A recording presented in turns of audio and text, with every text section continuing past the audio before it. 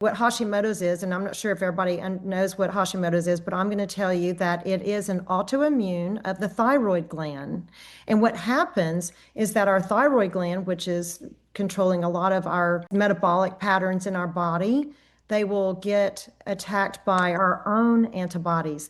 And so when we talk about Hashimoto's, we're measuring the thyroid functions like TSH, free T4, free T3, but we also check things called antibodies.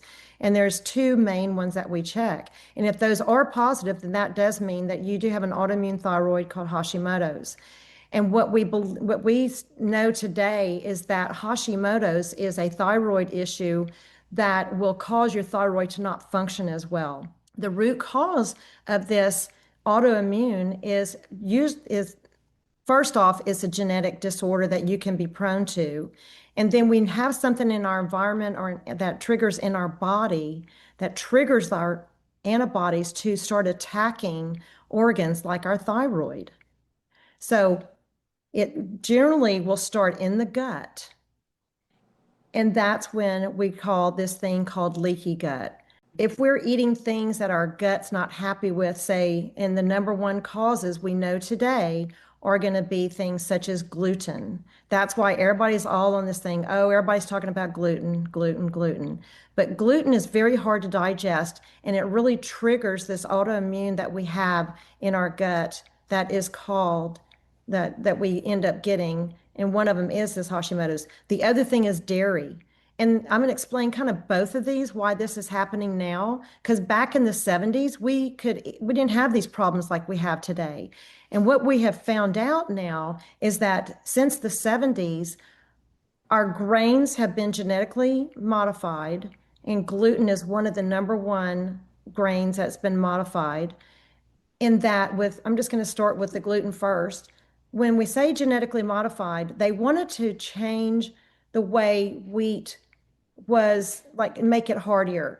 They wanted to start feeding the world. So they started genetically changing the protein of gluten.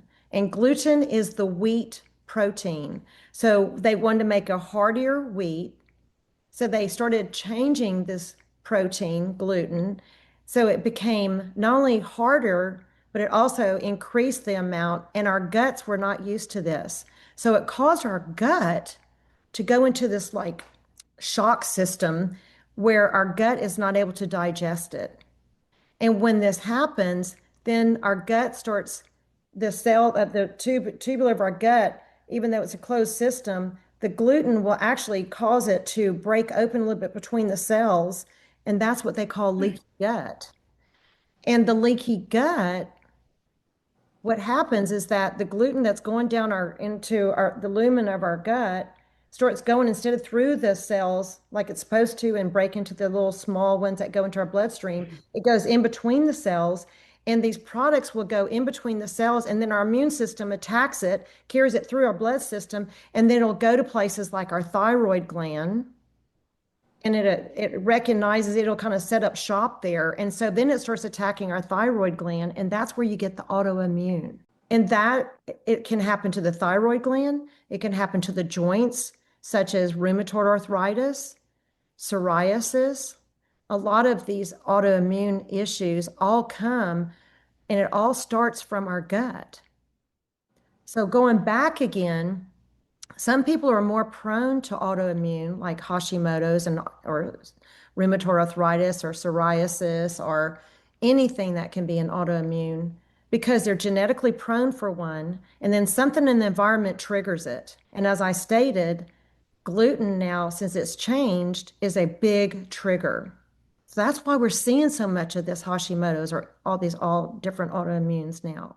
So that's kind of just on a little bit about wheat gluten, but also the other thing that we're finding out now is that they started spraying all the wheat crops with this pesticide called glyphosate, which is Roundup. And it's extremely toxic to everything.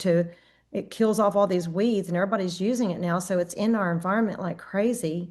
But they really put it on wheat. So anytime that you're eating the white flour, which is what wheat makes our white flour, which makes most of our bread, then you're getting not only this intense gluten, but you're also getting this glyphosate, which is very damaging to the good bacteria in our gut.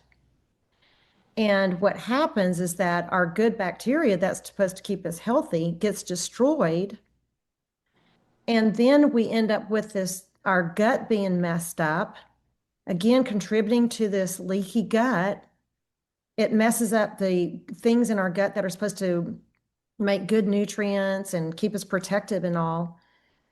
And so, and that's another contributing factor to having these autoimmune problems like Hashimoto's thyroid and all.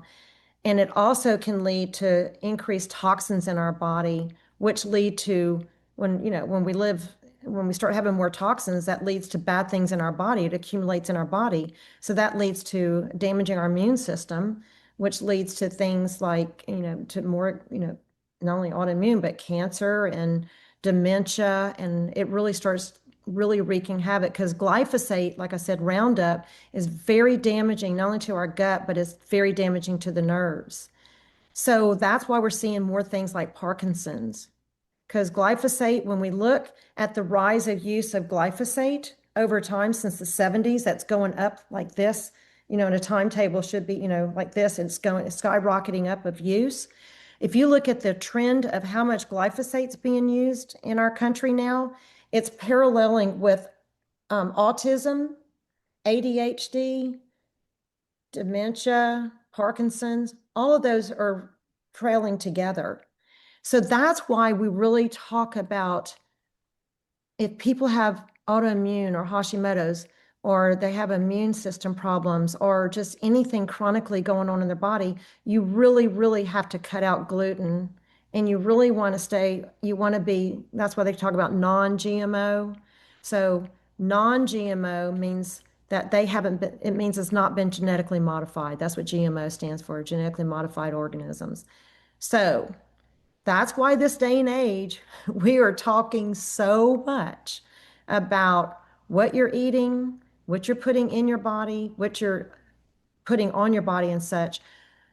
But the one thing that we all say is if you have any kind of issues, say, like I said, with the autoimmune, or your immune system's failing you, or your body's starting to have chronic diseases of any kind, you really need to start thinking about what you're putting in your body. So, eliminating gluten. And the reason why I'm going to talk about dairy next is because dairy, now I grew up drinking milk every day in my life, and then all of a sudden I couldn't drink it anymore. But we know now that dairy also is being, okay, well, we're drinking the milk that the cows, from whatever's going in the cows. And the cows are being fed so much stuff now. They're putting hormones and growth factors into the food of the cows to make them produce more. And so what the animals are getting, and if we're taking what the animals are producing, either in their meat or eating or drinking their milk and such, then we're getting the downstream effects of these toxic stuff. So that's why we know that dairy now is not digested as well. The milk proteins are causing a problem, which is called the casein protein. And even if you go with lactate, you're still getting the dairy. And that's why a lot of people who don't tolerate dairy or have a lot of gut issues, you need to cut out dairy as well as gluten. There's a lot more to this. So that's why the first question, I'm kind of making a big deal about all this stuff because Hashimoto's is so common now. I see it all the time. And I have really helped a lot of people manage their Hashimoto's by helping them eat differently, what they're exposed to, their lifestyle factors. And in my practice, which is, I'm an internal medicine doctor, but I specialize in functional medicine as well, because I've seen how using a functional medicine approach has really turned a lot of people around. And I've really gotten people off of a lot of medications, getting them feeling better by using this functional medicine approach.